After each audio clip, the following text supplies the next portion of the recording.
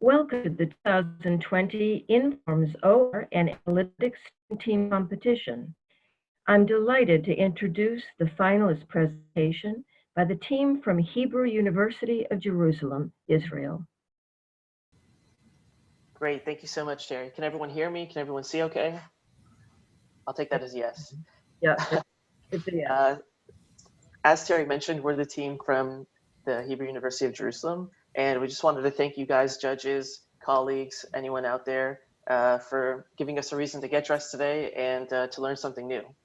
And as you can see, we are a pretty good-looking bunch from a very varied background from all over the world, and that really helped us analyze the problem from different ways, and we think get the best solution. Speaking of good-looking, former President Ronald Reagan once said, "You can tell a lot about a fellow's character by his way of eating jelly beans."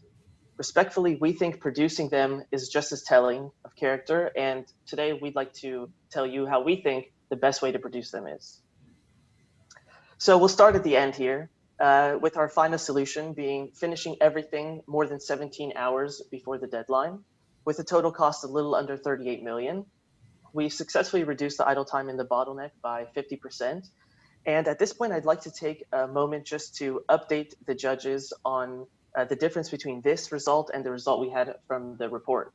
A few days ago, we got a change in our transportation assumption from the Bayer team. And just testament to how flexible and robust our model is, we were able to run everything again and check our numbers and come out with this better result. So if you like the answer from before, it's still in the feasible range. However, no longer optimal, and we'd like to provide a better result here. And again, this is not a heuristic. This is the actual optimal best result, and you'll see how we got there. And finally, our proposition to you at the end is some sensitivity analysis and ideas for how things could change in the future. So we'll start today with the problem statement, how we viewed it, the simulator that we created, the mixed integer linear programming model that we put together. We analyzed and adjusted the inputs and outputs, came to our results, and some sensitivity analysis. So the problem that we wanted to solve first was we need to fulfill the demand before the deadline. As you can see, we have 4,800 different combinations, and a little over 4,000 of them were actually requested. It's kind of like a restaurant with too many things on the menu. It's going to get complicated. Furthermore, every factory had a different amount of starting inventory, which leads to more complications as we can't produce anything anywhere. We need to decide where and how it'll be done. The second problem that we wanted to address was to keep the cost as low as possible. And so an important thing to remember here is anything that's not a box must be a bag. And so in order to reduce the cost, we really want to look at the difference between producing it in a box or a bag at a given location. And so as you can see here, Springfield and Columbus both have that highest difference. And so we'll want to produce our boxes there as much as possible to take advantage of that. Problem 3 is we want to produce everything as fast as possible. So before the deadline is great, but as with everything else, the sooner the better. But that brings its own complexity, right? Every factory has a different amount of machines, and those machines all have a different processing rate, a stochastic rate even, which makes the problem a little more complex and more interesting than just your vanilla workshop flow problem. And finally, 4 is we want to be able to visualize these beans as they go through the entire production process, from the raw inventory through the classifier, the drums, the flavoring, and finally the packaging. This will allow us to understand how to set the work order policies the best, find the bottlenecks, and conduct sensitivity analysis if we want to move something around or see how it flows. Are we getting deadlocked anywhere? So these 4 things were really important to us, and that's how we viewed the problem. In order to solve this, we needed great tools. And so Francesca will explain how we did it. Yes. We have those 4 priorities, and we need a variable, like a good tool to be able to tackle all those 4 problems. So we coded a simulator in Python, which served 3 purposes. The first one was a feasibility check. We wanted to know if it is actually possible to produce everything within the deadline. So we modeled the stochastic outcomes of the processing rates, and we got like a first estimate of the time it took us to produce everything in a discrete time simulation. And we saw that it's actually very possible to finish within the deadline. We ran it a few times, and that was the usual case. We also wanted to analyze our internal work orders, and to see which changes actually have which impact on the outcome. Also, visualization is very helpful for that. And last but not least, we also wanted to see if we changed some assumptions and some rules, what the influence of those changes is. So we wanted to test some different scenarios. The simulator, when running it and simulating the whole production process, produces two kinds of graphs. The graphs are created for each factory separately, and as an example, you have Detroit here. On the x-axis, you have the hours since the start of the production, and on the y-axis, you have all machines in that factory. We start with the classifier because that's the first operation. And the graph gives you in red, every time the classifier is running is red and the idle time is white. The small blue dotted line actually represents a color change in the classifier. Then we have the flavoring machines. Detroit has two of them, and therefore we have 2 bars. And the blue dotted lines here in this case are the setup breaks for the flavor machines, which cost us 5 minutes each.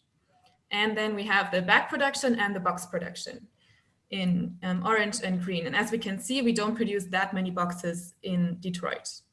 In addition to that, this simulation also gives us the ending times and the utilization and the number of setup changes, but we did not put it in this graph here, but we get it from the simulator.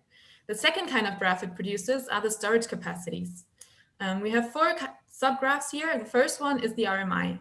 So what we can see is how much RMI we still have left in the storage room at the beginning and how much is already processed. And the second thing is the utilization of the PFI drums. So we have the number of non-empty drums in red and the actual share, how full they are, in blue. And we can see that it sometimes builds up for a long time. We have that, and we have the same graph for the packaging operation or the packaging drums. And last but not least, we have a graph of everything that we have readily produced, which is ready to ship out to our customers. So how can we actually use those graphs to gain insight on the process? As I already said before, we have some cases where all of our drums are full. And what we can see here, when our drums are full, the machine before the drums, in this case, the flavoring machine, runs into idle time. That is a problem because Detroit, which is the example here, is our longest running factory. And we really want to, and the flavoring machine there is the bottleneck. And we really want to try to avoid the flavoring machine to be in idle time. All right. The second priority we already saw was that we wanted to minimize cost. And we can minimize cost by moving raw materials before starting the production and by assigning the bag and box production. So we want to save a lot of money, obviously, and we have 2 things. We have the production cost and we have the transportation cost. Seems really easy, right? Well, we have a lot of things that we need to consider. We have a lot of problems which relate to storage. For example, we cannot mix color within drums. We have a limited drum capacity. We also have transportation related issues like the weight threshold of 500,000 pounds per transportation truck. And we also have some production issues like which packaging type it's going to be and what the work order is.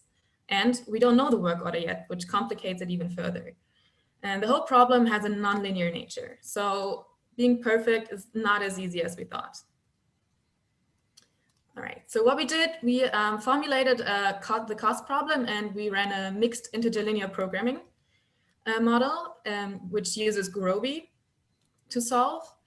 With 200 integer variables, more than 2,300 decision variables, and little less than 3,000 constraints.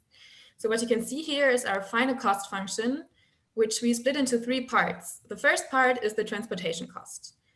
In blue, you see the given parameters, and in black, the decision variables.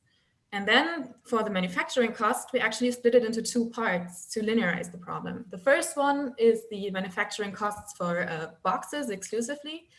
And the last part is the manufacturing costs for bags only. And this we want to minimize. Then we also added another thing to the equation, and that is an estimate of the time, or a production time penalty. So lambda is a value to set how important the time is to us, or if we want to focus on minimizing cost exclusively. And F is an estimate we get by using the inventory after the transportation and the time of the estimates of the processing rates from our simulator. So the whole process, how we get to our solution, is that we first estimate a lower bound, which is very basic, just to know in which area we are going to be. Then we include the costs and we improve that lower bound and add some dummy variables, for example, for the drum constraints or the destination constraints. And then we estimate the processing rate of each site using our simulator. And then we finally get to an optimal solution cost-wise. So how exactly do we do that? We're actually doing it iteratively. So we have our cost function, our minimization cost function. We get a first result from our mixed interlinear programming, including the transportation amounts. We feed those results, like the initial RMI levels, to our simulator. We get a result of the processing rates, and we feed that back into the cost function as the estimate for F. So by doing that iteratively, we eventually converge to a stable solution, which is the best possible cost, total cost we can get. And so in order to make things run extra smooth, we introduced a few work order policies to avoid deadlock and to reduce Makespan. And the first one is called the RMI box balancing. And so with this policy, we'll try to distribute the production of boxes in between a few bags. So it might do a few bags and then do a box, a few bags, a box, try to evenly distribute it so that both machines can be running well and we're not stuck with one machine not working at all. The next policy is the emptiest PI drum packaged first policy. And here we'll take the drum that is the most empty and package those contents first. In that way, we free up that drum to be able to receive from the flavoring machine before it. And again, this reduces Makespan and prevents any deadlock happening. Number 3, we'll minimize the flavor setup. So here we'll prioritize what flavor and what work order to work on currently based on the flavor that the machine is already in, thus avoiding that 5-minute cost that happens. And finally, we'll only flavor packageable amounts. So from the beginning of the process, we'll only release a multiple of 1/4 pounds of beans because that's the minimum that could be processed. That avoids having any beans left in bins somewhere where could avoid deadlock and clog up the machine. As you can see at the bottom of the slide here, without any optimization, that's the green shaded area. Again, it's a stochastic result. So these are, I think, 100 different runs from our simulator. We'll never finish in time, which is represented by the dotted red line. With the optimizations that we've introduced here, we actually finish in time more than 80% of the time. And the dynamic rule has us finishing all of the time before the time with the cheapest configuration. And the dynamic rule work order policy is very simple. We tell the machine what to produce based on what's ordered. Anything that's not ordered is just produced in whatever configuration is already there. So in that way, we truly diminish any flavor setup, any wasted time on materials that aren't even ordered in the first place. And again, with that policy, we do finish every single simulation before the deadline. And here's our final results. So we finish, again, 17 hours before the deadline in over 80% of our runs. If you take the dynamic approach, you'll finish every time before the deadline. And as you can see here, Detroit is definitely the bottleneck. So we really try to focus there on how we can speed things up and make sure that we're not wasting any time in Detroit. Finally, regarding the production, here in the light color, you see the cost of bags, and in the darker shade, the cost of boxes. As we mentioned at the beginning, we really do produce most of our boxes in Springfield and Columbus, as that's where we take advantage of that price differential. And of course, in the bottom graph, transportation costs very little bit in relation to the rest of the problem because everything needs to be produced and will incur a cost. Finally, the bottlenecks in each factory are the following. So again, each factory had its own local bottleneck, but of the entire system, it was the flavoring machine in Detroit. And here is our beautiful time cost trade-off, which became much more interesting after the updated assumption. And here we can see different values of lambda. And if you would like to go cheaper, it'll take a little longer. And if you'd like to go a little longer, you can actually, you'll have to spend a little bit less. So here's, again, results from the simulator plotted against the time cost trade-off. And we'd like to make some recommendations for the future. Okay, so we have the best optimal solution cost-wise for this year, and we stay within the deadline in most of the cases. But what actually happens if we change the assumption for next year to get an even better result? For example, we tried to double the transportation threshold. So instead of 500,000 pounds, we could move 1 million per transportation. We increased our Makespan to like a little more than 4,550 hours, which is over the deadline. We have no production in Springfield anymore. Everything gets moved out of Springfield. And we decrease our total cost by $127,000, including transportation. So if we are able to produce for a longer time, we could do that. Another option is to move machinery to the bottlenecks to reduce the Makespan at the same cost. For example, move a flavoring and a back packaging machine to Detroit, which would keep the cost at the same, but actually reduce Makespan for almost 300 hours, which is over 12 days. So now that you've seen our results, we actually have like those recommendations for next year, and we hope you might consider them. Thank you. Thank you so much. And thank you to the team, an excellent presentation. And Dr. Birch will now ask for some questions from the judges.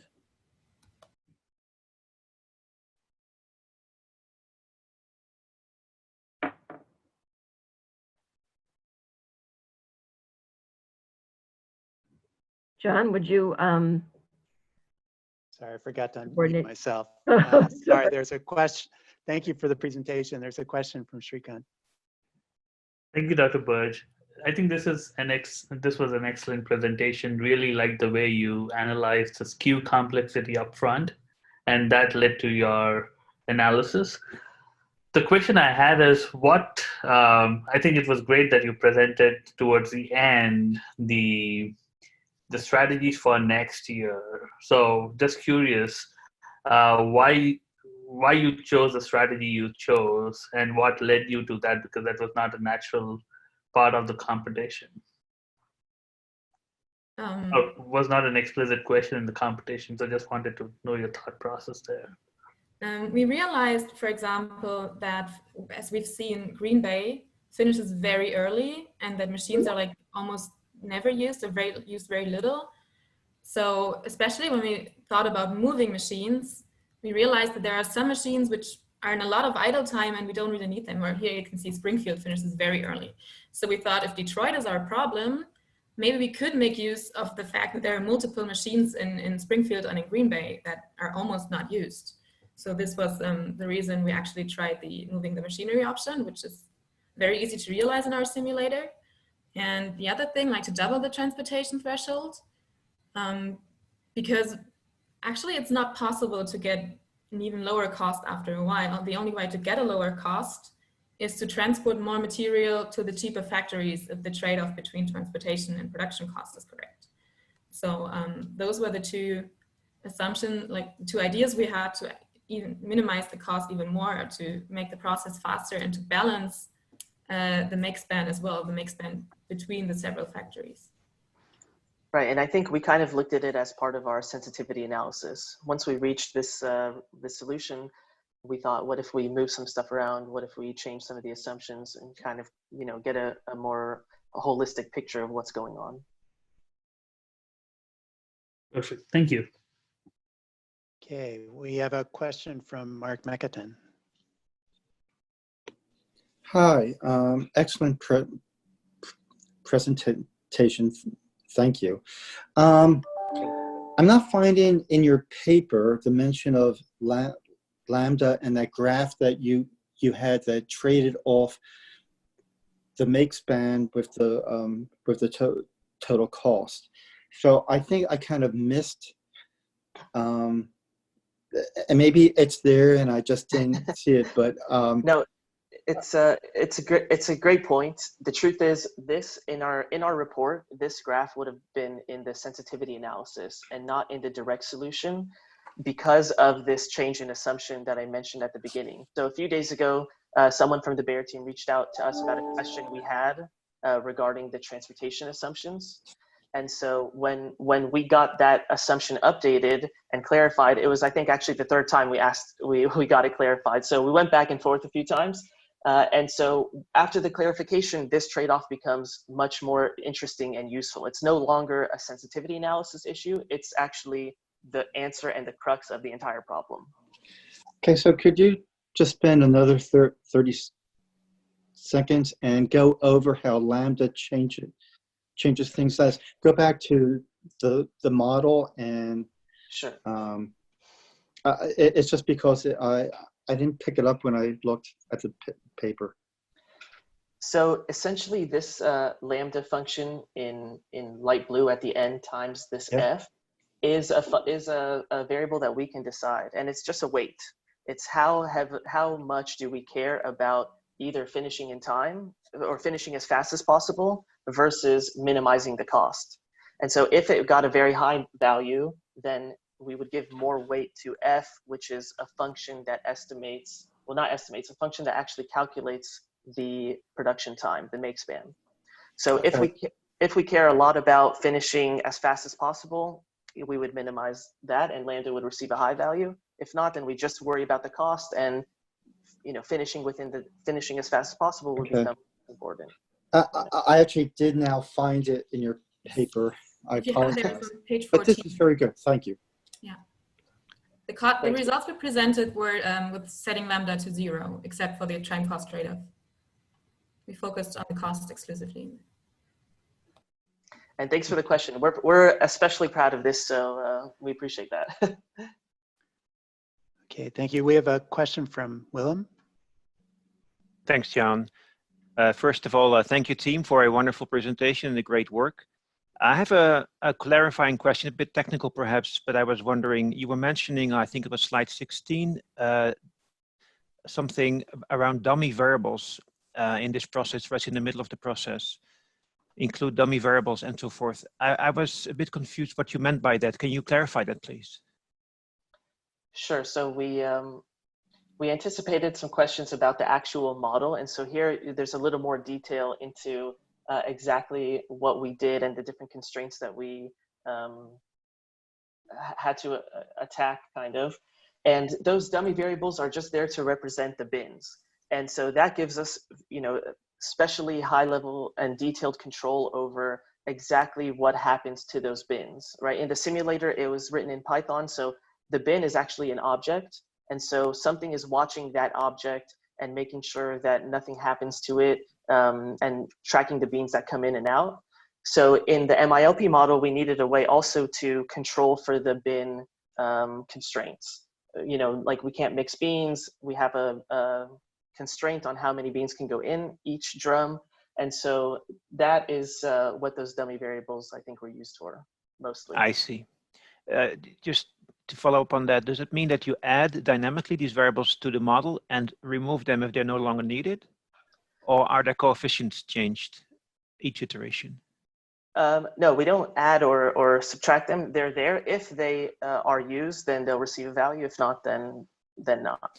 Ah, I see. Okay, got it. Thank you very much. Okay, thank you. Did that answer the question? I have much smarter people on my team who might be able to give you a better answer, but I think that was in this setting. I hope that did it. This works. Thank you. Thank you.